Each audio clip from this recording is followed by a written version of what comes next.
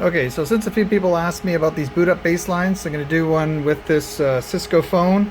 I want to find out when it boots up, things like DHCP, TFTP, where is it getting its profile, dialing information, all that kind of jazz. And I'm going to use the good old profishark here. So the USB side of the profishark goes into my laptop. I've got my profishark manager running. I have configured the file name ahead of time. And all I'm going to do is hit start. So don't worry if the phone's not connected yet. That's kind of the best part about it. So we're going to hit start capture. So now it's capturing. You can see it says stop now. So now the phone has this green cable connected to it. And now all I need to do is connect it to my profishark. Let's do that with one hand. Let's see if I can do that. Clickety click. And now the phone should power up.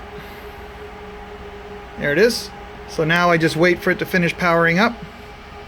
You can see over here I've got my written to disk counter going up, which means it's capturing data. And when it's done booting up, then I have a trace file. So that's it. Hope that helps.